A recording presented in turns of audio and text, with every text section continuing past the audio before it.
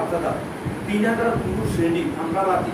এই রাসূল সাল্লাল্লাহু আলাইহি সাল্লাম তখন এই 10 জনের একটা টিম করছে, 10 জন করে ভাগ করে দিতে সাড়ে যে আপনি আপনারা দূরে টিমের দূরে কাজ করতে থাকেন। 21 দিন লাগবে। কতদিন? 21 দিন লাগবে এই কাটা শেষ করতে। সামানা নাই, কাল কাটতো কোদাল লাগে, আবার কি লাগে, ওনা লাগে না? এক পর্যায়ে দেখা যায় ওনা নাই।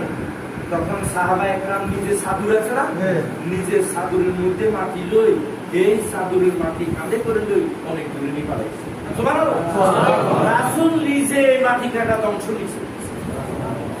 একদিন এক সাহাবী আসিল, ইয়া রাসূলুল্লাহ, 3 দিন আমার কাটা আমি আর পাইতেছি না, আমার শরীর কাটতেছে। এটা দেখি রাসূল সাল্লাল্লাহু আলাইহি সাল্লাম তখন এভাবে জামারে তুলে দেখাইতেছে, আমি 2টা পাথর পাইছি পেটের ভিতরে, আমি 2টা পাথর পাইছি। ও আল্লাহ নবী সাহাবী, আমিও তো কয়েকদিন কাটাচ্ছি। সুবহানাল্লাহ।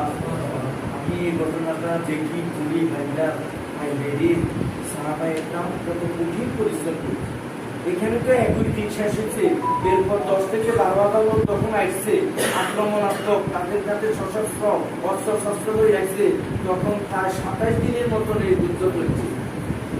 প্রথমে আসি 2 জন সাহসী যোদ্ধা তাদের পক্ষ থেকে দূর থেকে জোরে জাম দিছে এবারে আসার জন্য, কিন্তু ওই 2টা ঘোড়া সহ পড়ে মারা গেছে।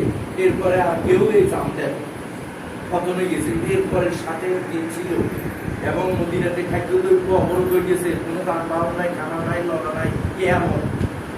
অপরদিকে তারা এভাবে থাকার পর এক পর্যায়ে আল্লাহ তাআলা গভীর রাত্রিতে এমন তুফান দিছে, তুফানের সাথে তাদের সমস্ত ক্যাম্পগুলি লণ্ডভণ্ড হয়ে গেছে। পরের দিন তারা ব্যর্থ মনোরঞ্জন চলে গেছে। আল্লাহ তাআলা বিজয় লাভ করেছে। সুবহানাল্লাহ। প্রিয় ভাইরা, ভাবেন তো, কল্পনা করেন তো, আমাদেরকে যদি বলে রাত দিন করে খালা একখান কাটতে হইব, আইও না কোনো ওরে বিদ্যুৎ কাটে ইয়ে কোনো দরকার আছে নিন্দে সুদা মিলে কত রকমের কথা আমরা আর একজন সাহাবী কোনো কথা বলছি এবং কুয়াশাকে কাজ করছে কি জালিমকে প্রতিরোধ করার জন্য তারা এইভাবে কষ্ট করছে। এবং এই জন্য আল্লাহ তাআলা তাদের সম্পর্কে বলেছে কি, আমার এই সাহাবীরা আমার প্রতি রাজি খুশি, আমি আল্লাহ তাদের প্রতি রাজি। নবী আপনি এই সকলকে জান্নাতে সুসংবাদ দিবেন। সুবহানাল্লাহ। রাসূল সাল্লাল্লাহু আলাইহি সাল্লামের পাথরে তুলে একজন সাহাবী দাঁড়াচ্ছে, কিনা নানার কারণে তারে